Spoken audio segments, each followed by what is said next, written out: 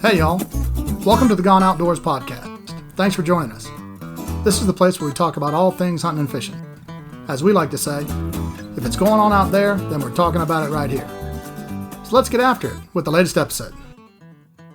Hey folks, this is Brad Gill, and today I've got an interview with a guy, one of our GON subscribers, Tommy Latham. And Tommy has got a story that really just kind of blew my socks off when it came through to our email account earlier this week. I was like, you know what, I want to talk to this guy. So, Tommy, are you there? Yes, sir. Uh-huh. Gotcha. So, you sent us an email this week that, like I said, really just kind of floored me. I've received a few photos like this over the years, but they're few and far between. So you killed a few rattlesnakes at your hunting club recently, didn't you? Yes, sir. Sure did. Just a few. Yeah. So where do you hunt, Tommy? What county? We're in Upson County on the Flint River, just out of Thomaston. Okay, Upson County, Flint River, just out of Thomaston. So how long have you been a member of this club?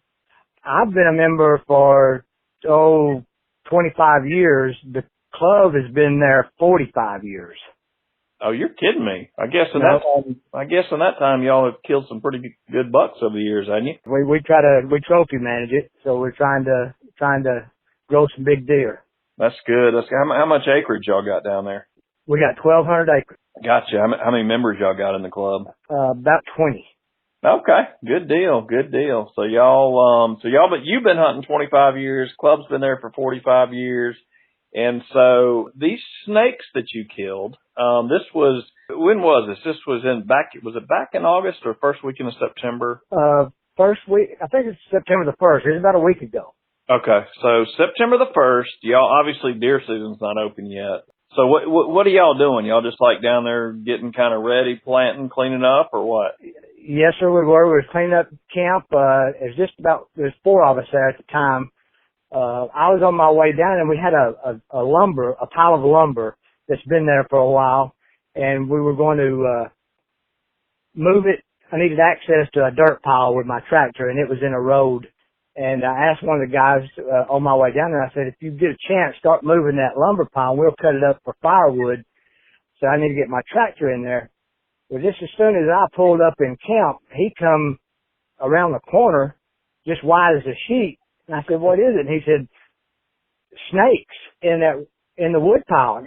And I said, really, how many? He said, I bet there's 50. I said, there's no way there's 50 snakes in that woodpile. Wow. And so I got a little small 20-gauge shotgun I keep on my tractor, and I got it, and we went up there and moved one board and looked, and there was a wad of baby snakes, about 5 or 6 wadded together. So I shot them, and we just started moving boards. We had shovels, so we didn't have to reach down there. We was grabbing the boards with shovels and kind of sliding them out of the way. And every time you move a board, there'd be a snake or two, a baby snake or two. Good grief. When you say baby snake, you're talking about like a 12-inch long rattlesnake. Yeah, they were 10 to 12 inches. Yeah, it's about the size of them. Wow. And this wood pile, I mean, is it like the size of a pickup truck or something? No, it wasn't that big. It was sitting on a pallet, and it was probably maybe 2-3 feet tall, maybe, if that. All these snakes in this one fairly small wood pile. Correct. And we just kept finding them. And I had a feeling there had to be a big snake in there somewhere. And there was another couple there, and they were standing there when we was doing this. And every time we'd see one, I'd take the shovel and kill one of the little ones, And sometimes we'd move a board, and there'd be a bunch of them. Sometimes just 1 or 2, and then they didn't really scatter. They were just, moving around, and every once in a while one would try to get away, and somebody would holler, there goes one, and I'd get it. And this went on. This took about 30 minutes to do. Wow. And I didn't even, like I say, I was thinking about a big snake and watching for one, but it was 15 minutes in before I heard one rattle. And it was the big ones were in that pallet on the ground. The little ones were intertwined in the wood and all. and we got most of the wood off, and one of the big ones stuck its head out, and the lady yelled that there's a big one, and I had my gun close by, and I grabbed my shotgun, and I shot its head off, and a few minutes later, here come another one out, and ended up 3 adults. Oh, man. And after it's all said and done, we put them on that board, and there was 3 adults, there's right at 40 babies there on that board, but like I say, I shot a couple of groups of the babies with a shotgun that just blew them away.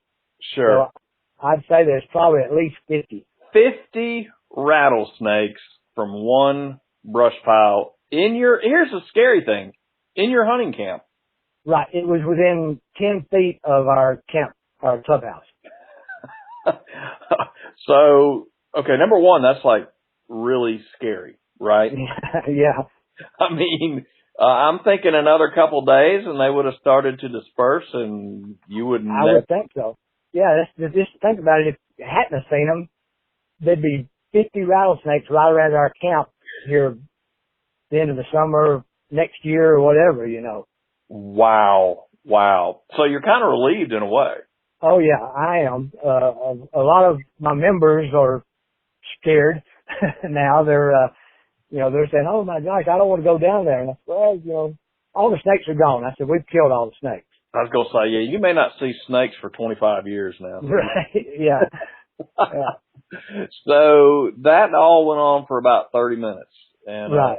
That's interesting because it's, I've been with GON a long time and I've been in some hunting clubs as well. One of them not far from you in Crawford County on the Flint River. And I don't know what it is about hunting camps, but it's like I hear more stories about big rattlesnakes.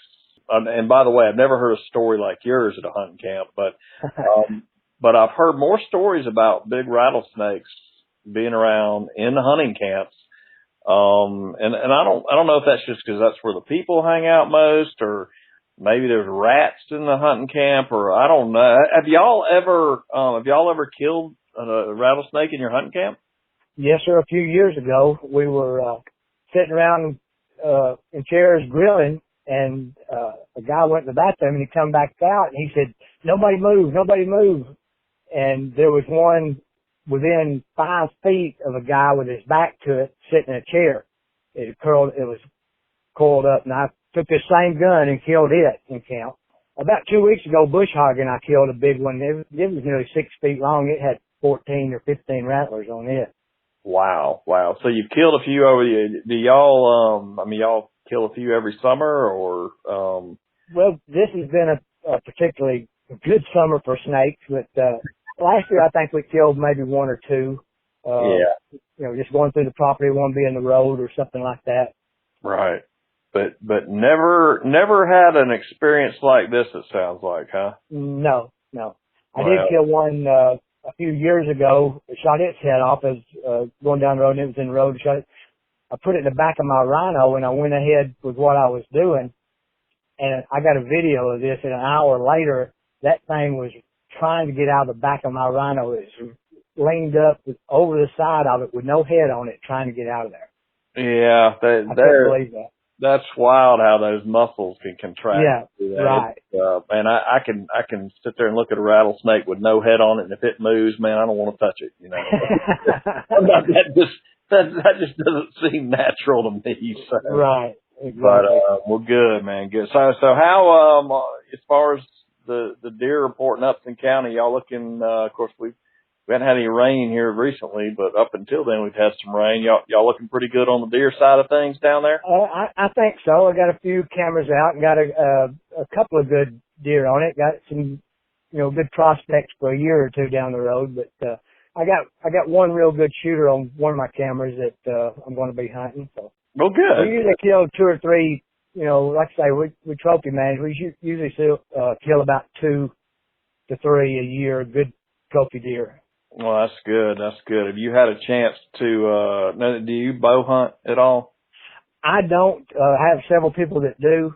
I've got a lawn service, and I'm still busy during bow season. Plus, it's so hot that I don't care anything much about it.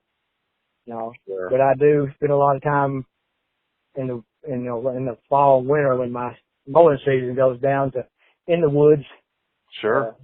Have you heard any reports down that way about the muscadines or persimmons or any of that bow hunting kind of fruit?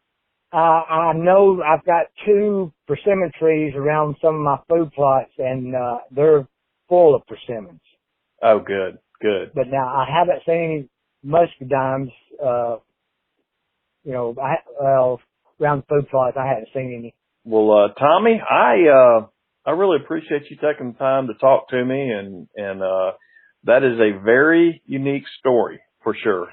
And we're going to have the photos, of course, over at gon.com along with an article just to show folks what a pile of about 50 rattlesnakes looks like. So congratulations on cleaning up camp a little bit, and thank you. Like I said, it'll be interesting to see how long it is before you see another one around there. So right, yeah, hopefully a long time. Absolutely. So, but thanks for thinking of GON, and thank you for sending that in, and appreciate you subscribing and reading the magazine and all that good stuff. We definitely. Oh yeah, I enjoyed it immensely. Thank you. Trust me when I tell you that we cannot do what we do without subscribers supporting us. So I just want to thank you for that. Thank you for sending the photos and the story in, and thanks for talking to me. And kill a big one, get that thing entered in the truck buck, okay? I will. I'll try. All right. You take care, Tommy. All right. Thank you. Uh-huh.